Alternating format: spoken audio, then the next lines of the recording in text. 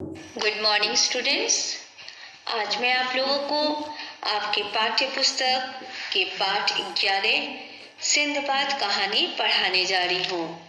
इस कहानी के कहानीकार कन्हैयालाल नंदन जी हैं। कन्हैयालाल नंदन का जन्म 1 जुलाई सन 1933 ईस्वी को उत्तर प्रदेश के फतेहपुर जिले के परसदेवपुर गांव में हुआ था। इन्होंने कहानी लेखन, पत्रकारिता के अलावा कई पुस्तकों का भी संपादन भी किया। धर्मयुग, सारिका, पराग, दिनमान और संडे मेल के संपादक रहे। इनकी प्रमुख कृतियां हैं समय के दहलीज, अमृता शेरगिल, धरती लाल गुलाबी चेहरे, आँख के रंग, घाट घाट का पानी, गुजरा कहां कहां से आदि है। इनका निधन 25 सितंबर सन 2010 ईस्वी को नई दिल्ली में हुआ। इस कहानी में क्या है बेटा, इसमें सिंदबाद समुद्री जहाज से विश्व की यात्रा करने वाला एक काल्पनिक पात्र है। ओके, और यही सिंदबाद हवाई जहाज से भारत आकर क्या क्या देखता है, इसका रोचक वर्णन इस कहानी के माध्यम से लेखक ने किया है। तो चलिए प्रथम हम इस कहानी को पढ़ते हैं। ओके, अरसा काफी लंबा गुजर चुका था। सिंदबाद के मन में यह लहर बार बार दौड़ रही थी कि वह अपनी तिजायत को हिंदुस्तान पर फैला दे। उसने एक दिन तय कर ही लिया कि वह हिंदुस्तान जाएगा। उसने अपनी गठरियों में तिजारती सामान बांध लिया। वह बसरा के लिए रवाना होने ही वाला था कि उसके पास सिंदबाद दौड़ता हुआ आया। आपको बता दूं, तिजारती का मतलब होता है व्यापार। तो जब आदमी कोई व्यापार करने जाता है तो व्यापार संबंधी जो सामान होते हैं, जैसे मुद्राएं हैं, मतलब पैसा जिसे कहते हैं, ये सब चीजें आदमी गठरी में बांधा ना, तो वो सारे सामान जो है वो गठरी में बांध लिया। उसने सिंदबाद को मशवरा दिया कि अब उसे समुद्री जहाज से जाने की जरूरत नहीं है। अब तो हवाई जहाज से सफर करना चाहिए, वरना हिंदुस्तान के लोग निहायत पिछड़ा हुआ मानेंगे। सिंदबाद ने हिंदबाद का शुक्रिया अदा किया और सोच में पड़ गया कि हवाई सफर पता नहीं कैसा हो।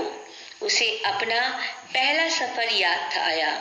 जहाज के कप्तान ने एक बहुत बड़े कछुए की पीठ पर एक टापू समझकर उसे उस टापू पर उतार दिया था। इस बार सारी मुसीबतों से बचने के लिए सिंदबाद ने इंटरनेशनल एयरलाइंस के दरवाजे खटखटाए। एयरलाइंस की महिला बुकिंग अफसर ने सिंदबाद की पगड़ी की तरफ एक निगाह डाली और अपनी एयर कंडीशन मुस्कान के साथ सिंदबाद को तशरीफ रखने के लिए कहकर अंदर चली गई। सिंदबाद को उसकी मुस्कान पसंद आई, लेकिन उसका इस तरह अंदर चले जाना सिंदबाद को अच्छा नहीं लगा। वह लौटी और सिंदबाद के पासपोर्ट की मांग करने लगी। सिंदबाद समझ ही न पाया कि यह क्या बला है। उसने एक नहीं 7 सफर किए थे, लेकिन कभी उससे पासपोर्ट नहीं मांगा गया था। क्यों? क्योंकि वो पहली बार एयर से ट्रांसपोर्ट कर रहा था ना, तो एयरवेज में ही ना पासपोर्ट मांगा जाता, तो इसलिए वो उसको पता ही नहीं चला था कि इंडिया में आने के लिए उसको पासपोर्ट तो पहले चाहिएगा ही। सिंदबाद बोला, मेरा नाम सिंदबाद जहाजी है, मैं कई बार सफर कर चुका हूँ, किसी ने पासपोर्ट नहीं मांगा, यह क्या बला है। लड़की ने ग्लूकोज डरी हुई मुस्कान से सिंदबाद को समझाया कि पासपोर्ट और हेल्थ परमिट के बिना अब सफर करना मुश्किल होगा। हार कर उसे यह इंतजाम करना पड़ा। बहरहाल सिंदबाद को एक दिन एक हवाई जहाज मुंबई एयरपोर्ट पर ले ही आया। उतरकर सिंदबाद एयर टर्मिनल पर अपने सामान का इंतजार करने लगा। सामान एक ट्रैक्टर पर लदा हुआ आया और सरकते हुए रबड़ के फट्टे पर पटक दिया गया। गठरियां कई थी, एक में सोने के पुराने सिक्के बने थे। पोर्टर ने जो ही झटके के साथ गठरी को फट्टे की तरफ फेंका, सोने के सिक्के छर्र से बिखरकर फर्श पर घूमने लगे। तभी सफेद वर्दी पहने कस्टम अफसरों का काफिला पता नहीं कहां से आनन फानन नमूनदार हुआ और सिंदबाद को सिक्के बटोरते देखकर घेर लिया। सिंदबाद ने घबराई हुई आवाज में ऐलान किया कि उसका नाम सिंदबाद जहाजी है। इस बार उसने समुद्री सफर न करके हवाई यात्रा की है, यही गलती की है। एक कस्टम अधिकारी आगे आकर बोले, शुक्रिया, लेकिन आपको सोना स्मगल करने के गुनाह में हमारे साथ पुलिस स्टेशन तक चलना होगा। गुनाह शब्द सुना तो सिंदबाद के होश फाख्ता हो गए। मैंने कोई गुनाह नहीं किया, यह तो मेरी अपनी पूंजी है। मैं तिजारती आदमी हूँ, तिजारत के लिए अपने साथ अपनी रकम लेकर आया हूँ। सिंदबाद साहब बड़बड़ाते रहे और उन्हें पुलिस की हिफाजत में तहकीकात के लिए चलता चलता कर दिया गया।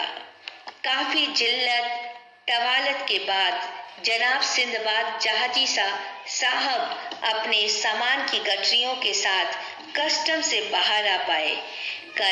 एक कूली ने उनका सामान टैक्सी में रखा और बोला, साहब बख्शीश। सिंदबाद को हैरत हुई कि हिंदुस्तान का आदमी भिखमंगा कैसे हो गया। यह तो सोने की चिड़िया कहा जाने वाला देश है। सिंदबाद ने कस्टम से बचे हुए अपने सिक्कों में से एक सिक्का कूली की तरफ बढ़ा दिया। सिंदबाद की टैक्सी बांद्रा हाईवे से होती हुई नरीमन पॉइंट की तरफ लपकती चली जा रही थी। बड़ा भीड़ भड़का हंगामाई आलम था। सिंदबाद सकते में, या इलाही, ये माजरा क्या है। खैर, टैक्सी मारवे बीच के पास मड द्वीप के सामने जा खड़ी हुई। तो चलिए आज के लिए इतना ही है। अगले लेक्चर में इस कहानी को पूरा करते हुए प्रश्नोत्तर लिखवाऊंगी। धन्यवाद।